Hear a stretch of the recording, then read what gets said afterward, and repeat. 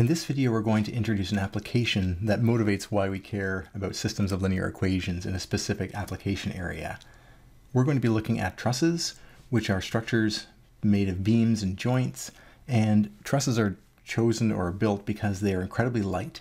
There's not a lot of material in this kind of structure, but they're rigid and can support very heavy loads relative to their own weight and their own cost, most importantly. Trusses are used primarily in building construction and large civil engineering projects. You can see them on cranes, construction sites throughout the world, and you can also see them if you take the roof off most house structures and large buildings. The challenge in designing them is to ensure that when there's a load applied to them, that nothing in the structure buckles. For example, this long beam here, if it had too much load on it, would actually cave out and lead to the whole structure collapsing. If we correctly identify the worst case loads for the scenario, then we can identify how big a beam, or first of all, how much of a force could be put onto this member, and then we can design a beam large enough to support that load, and hence avoid a collapse.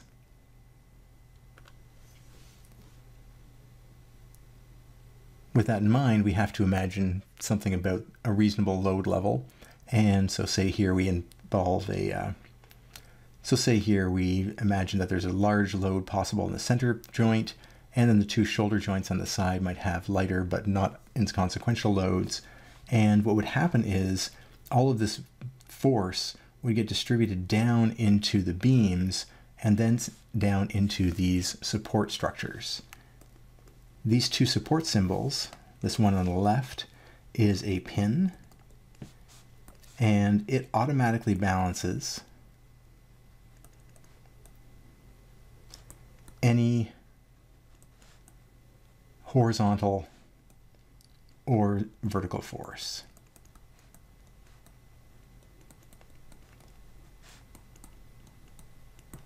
That gets to this joint. This would typically be thought of as some sort of concrete footing where this joint is actually pinned down to the concrete footing. It can't slide side to side. And so if there's a force that comes down that's not balanced horizontally, it just gets absorbed by the footing and the mounting system there.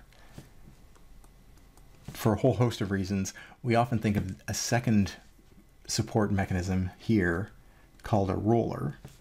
And what it does is it balances any vertical force. Balances any vertical.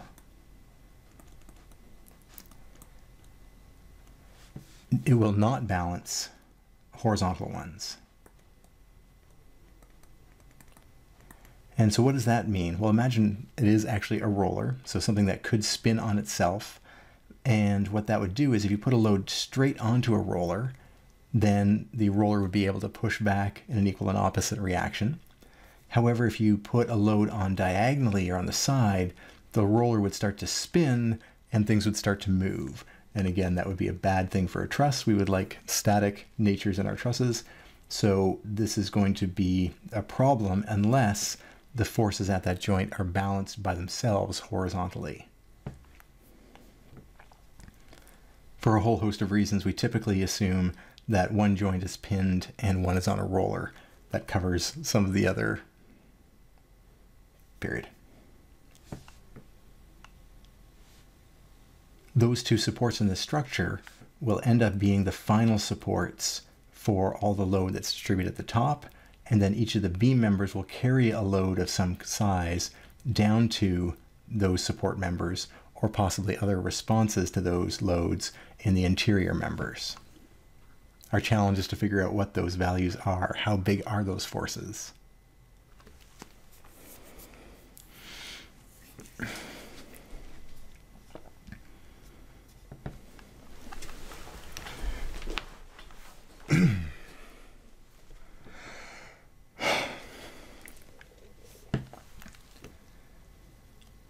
Our process for analyzing these situations and these trusses and the forces distributed in them is going to be to look at one joint at a time.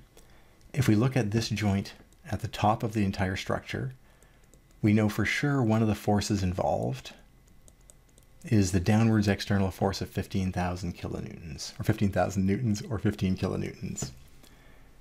What we're going to do is use the standard convention for forces and beams, and that's to assume that positive forces are beams under tension.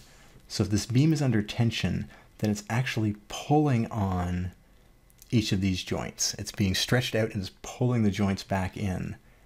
And for the purposes of looking at this joint, then it is being subjected to a force and tension along this beam, which means pulling away from the joint. And likewise for this beam here. There's going to be an equal opposite reaction down at the other joint, but when we do this analysis, we just focus on one joint at a time and one direction for these forces at a time. If it turns out that there is a negative force in this beam, all that's going to translate to is a compressive force, or a beam pressure or a beam force is pushing outwards on the joints. We'll get to that shortly. And then there's a big question. For this truss to be in steady state, what do we have to say about the forces at the joints? Well, we have to have the sum of the forces equals 0, and that's going to be both horizontally and vertically. We have two dimensions to play with here, so we have to have a balance of forces in both of those directions, in both of those dimensions. What does that mean for us when we actually look at a scenario like this? Well, what we're going to do is assume the beams are...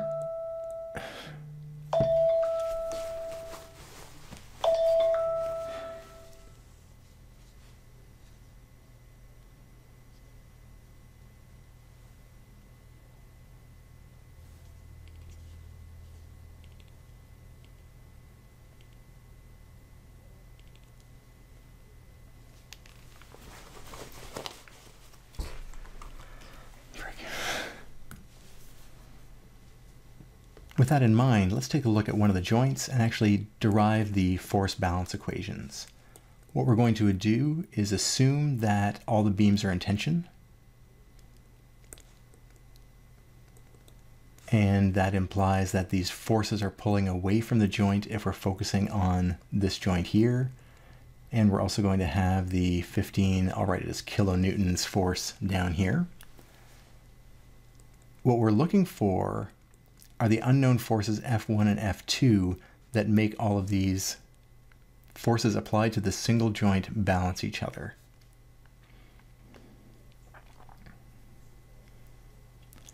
Each one of those F1s and F2s will have a magnitude, how big the force is, and a sign. It'll only ever act along this direction, but it could act in the opposite direction if it turns out that this beam is actually in compression.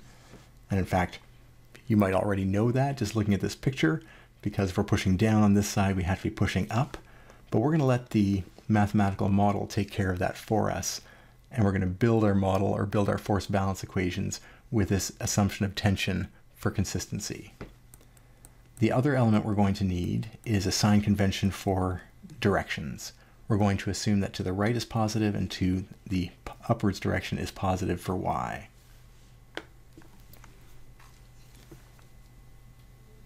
Let's start by balancing the vertical forces. If we have the vertical forces, we're going to have, let's focus on this diagram here, we're going to have F1 pulling down, and that's going to involve two ingredients. Let's actually take it this way. F1, the component downwards is going to be related to 30 degrees. Cosine would be the projection onto this axis. Sine is going to be the projection vertically. And because it's pulling downwards, sine 30 is going to be positive, but we want a negative y component because we're going down. We'll have negative sine 30 times F1. The similar logic applies to F2. Whatever the F2 force is, if we want the vertical component, it's going to be downwards, negative, and the proportion of it is going to be the sine of 30 degrees, the opposite over hypotenuse here of 30 degrees, times whatever that magnitude of F2 is. And then we're going to have this last final 15,000 downwards force. If we add all of these together, we have to get 0 if we're going to have a non-moving joint. Next, we can look at the horizontal balance of forces. And the horizontal balance of forces, remembering now that left is negative and right is positive, we're looking for the projection of F1 horizontally.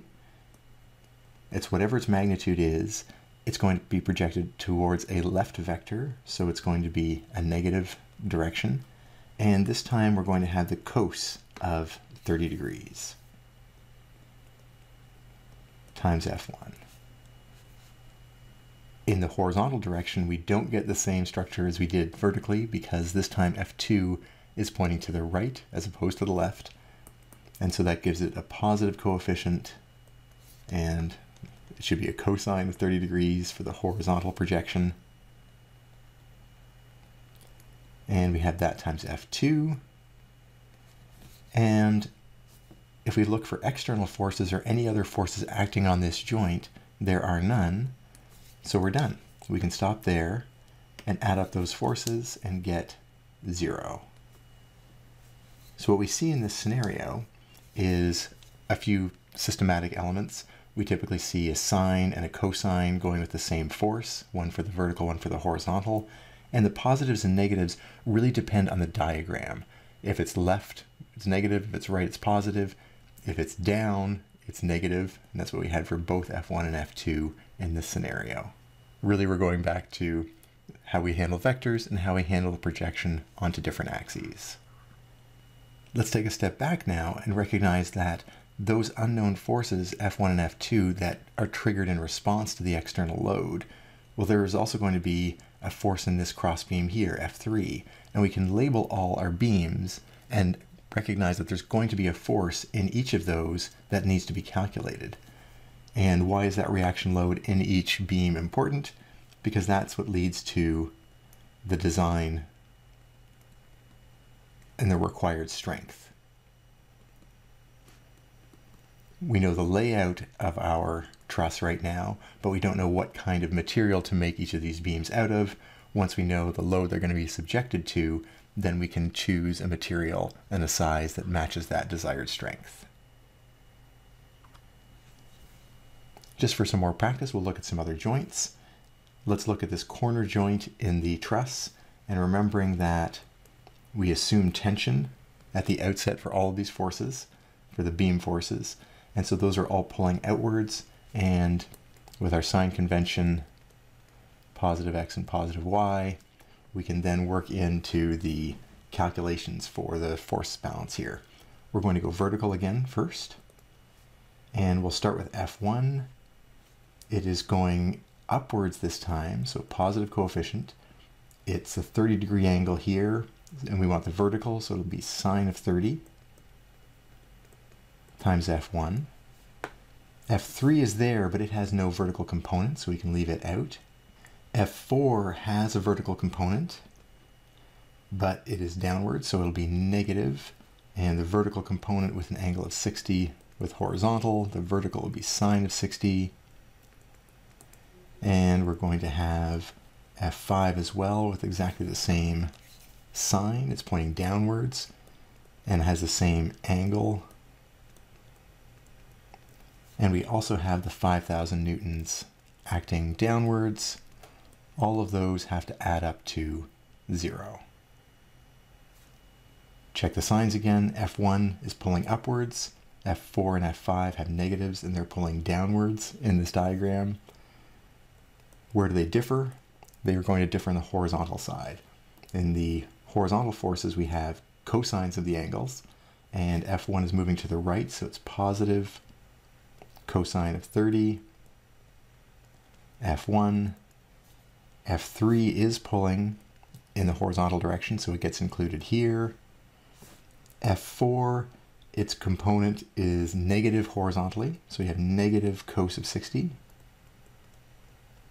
for F4 as the multiplier, but F5 is pointing to the right in the horizontal direction, so it's plus cos of 60 degrees for F5 as the coefficient for F5, and then that's it. the external force only applies vertically. It does not appear in the horizontal force balance equations. That's it. So again, we're looking for the sine or cosine elements here if we have angle information, and we're looking for the positive or negative sign depending on the direction the vector is pointing in and our sign convention.